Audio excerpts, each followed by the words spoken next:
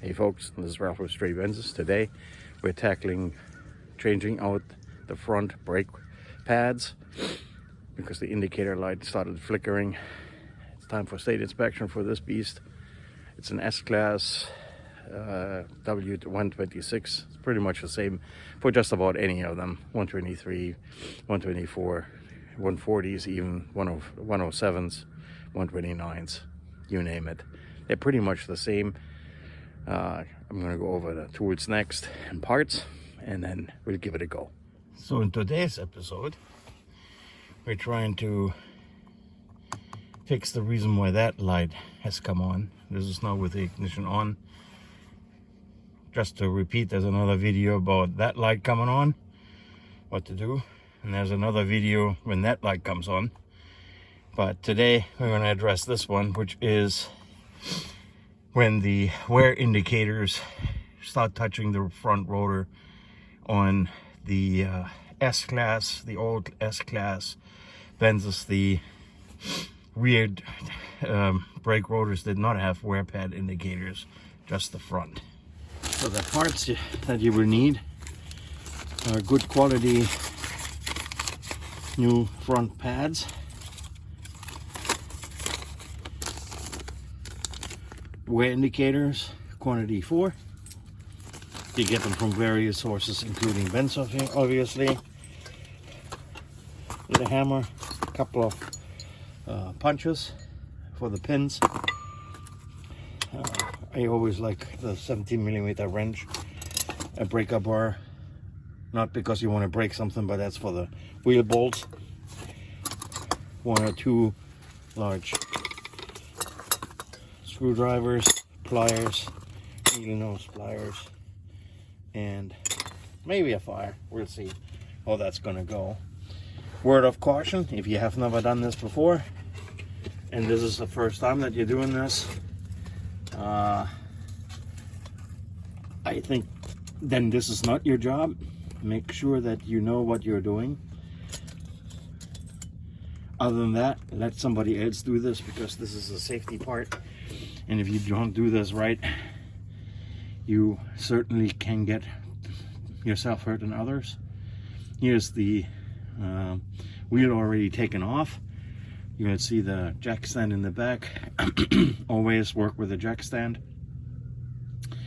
And well, the objective is trying to get the brake pads out of here and replacing the wear indicator sensors, because most of the time, by the time you need to change these are so crispy that you can't reuse those anyway.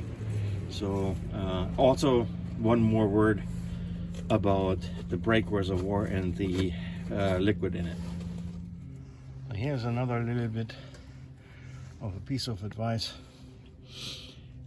Never top off a brake reservoir when you don't know what the condition of your brake pads are, or what it is, because with wear of the brake pads, the pistons and the calipers are going to come out, and well, that takes more liquid, which means this is kind of sort of a way for you to figure out that how worn your pads, the brake pads, are. So if you top this off, and now that you're put brand new ones in and you need to push the pistons back into the calipers, what will happen, has happened and will happen to you, is the liquid is going to spill out of here into this compartment, and that's not good. You can't really clean it all that well in this compartment to begin with. It makes a royal mess, and the stuff dissolves paint and does all kinds of other things. So not good. Don't top it off unless you know that the pads are brand new. So first things first, we're going to take the wear indicator contacts out of here. There you go. Next thing is we will need to take out the pins. That's what you need, a good punch.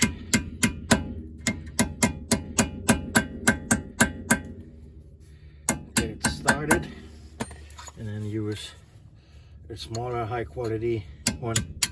There we go.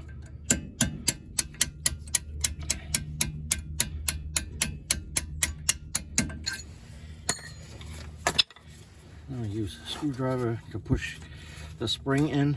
There you go. Pin comes out.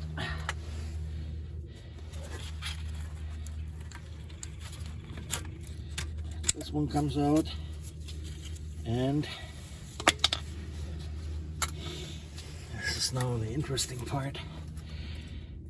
I don't think we're gonna get these out. Well, this one came out. Nice. And you can already see, hold on.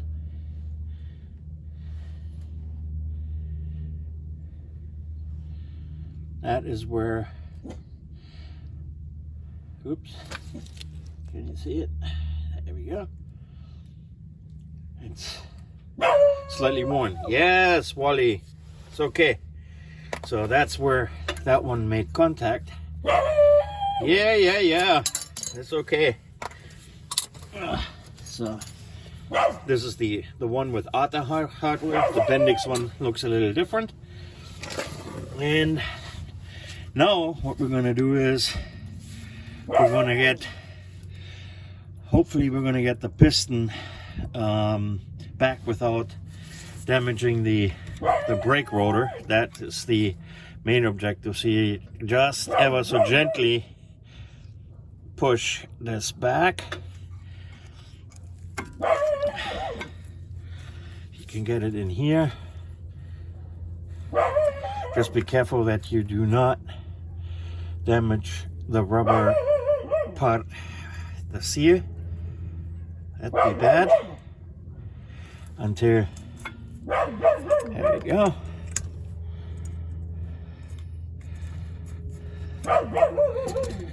There we go.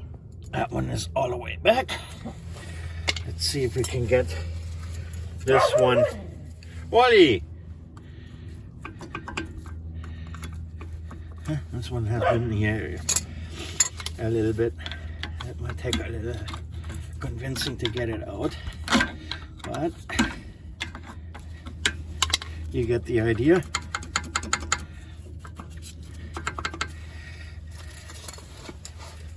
That one is definitely well used.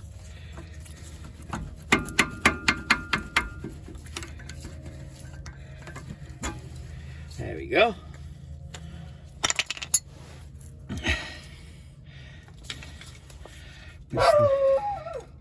Piston is pushed all the way back. There we go.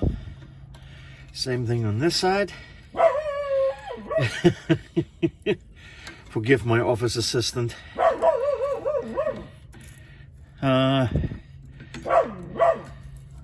Hopefully it will settle down.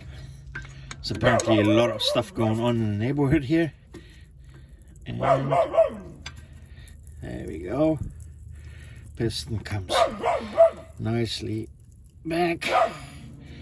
Sometimes this piston comes back out again. We need to push that back. Yep, did that here. So, and now we're gonna get this one back here too. All right. And you can see this one is pretty worn, and so is this one. All right, with that we can clean this up. This is why I always bring a nice file. Make sure that this is clean.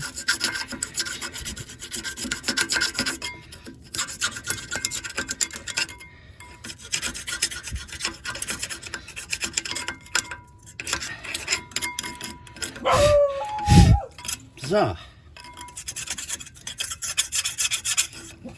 all right, we're getting ready to prep the new ones to go in, and here you can actually see how close we are. That's where the wear indicator sits in its little hole, and that's why these ones are at the very end of their useful life.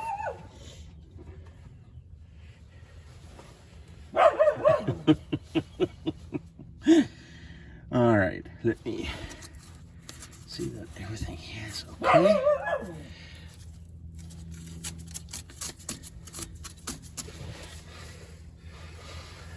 All right.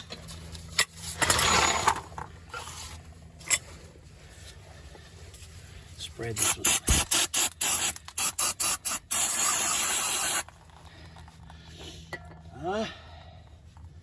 Clean it out with brake cleaner. Make sure all nice and clean.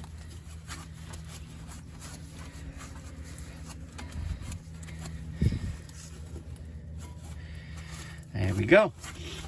Now we can tackle the new brake pads. So I have one already in there. I like to apply just a ever so slight amount of brake quiet. It really doesn't take much. Plus these are typically on these kind of cars anyway. There's a little bit on the side, not much more. And then you slide this in.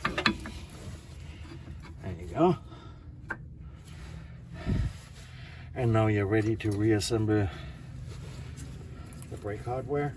Don't lubricate any others unless it's super high brake grease lubricant compound. There we go. There's one. And the other one we may have to use a screwdriver to help. I'm getting it started anyway. There we go. There we go. Got it started. Make sure that this is, there we go, in there. Good. Now we need our sturdy punch and get, they need to protrude on the other side. This one is in.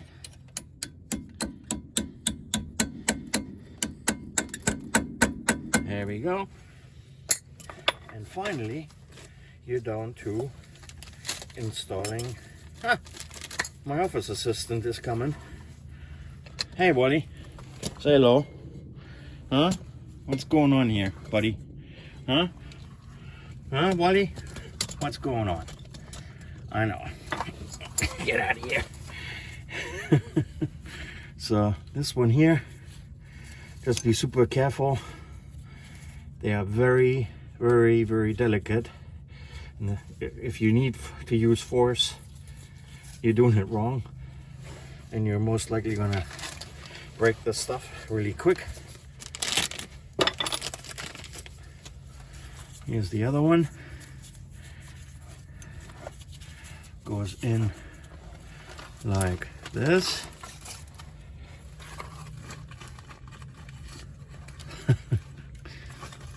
Make sure. There we go. There we go. This needs to get all the way that the O-ring disappears, and then with the wires, just be careful it doesn't touch anything, but it also doesn't protrude out of here, so it doesn't touch the rim. And clean everything. The most important part is to pump the brakes, because the piston are still too far out. So if you relieve the pressure, then you or you relieve the car, so you put it back on the wheels. Just don't drive right away. Just pump the brakes a little bit, because the pistons need to come out. All right.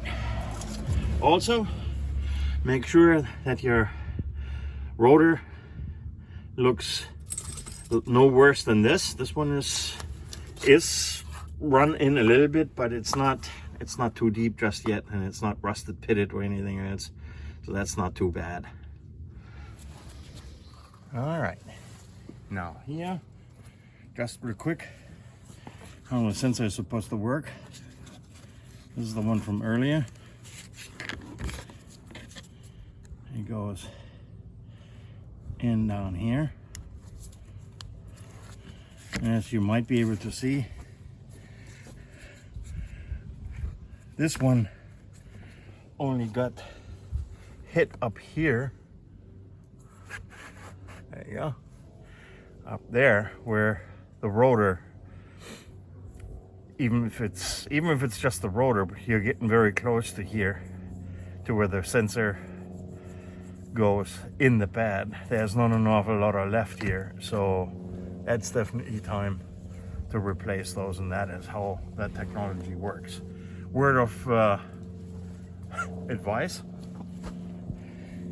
this is a temporary contact, meaning if it hits the rotor, the light comes on. If it ever so slightly lifts away from it, the light goes out, and if it starts to flicker, go ahead, get yourself a couple of new brake pads and get that started sooner rather than later, because this is not one where you can say it's what they call a latching contact, where if it makes the contact once that the light stays on. So just because it goes out doesn't necessarily mean you're in good shape. The moment it starts flickering, you need to start thinking about replacement.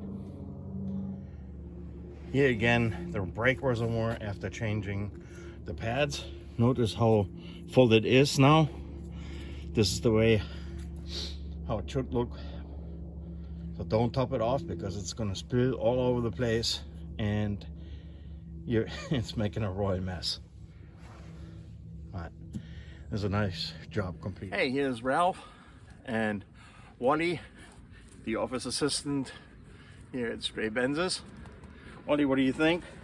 Good job, huh? Good job done, huh? And you even got brake dust all over you. Oh my God. So give the channel a like. There are plenty of other videos in the works, and give me suggestions what to cover. I have a whole litany of things that I haven't covered yet, but on these old cars, it's just a matter of time when something pops up for us to fix. And until next time, have a great weekend and happy wrenching. All right?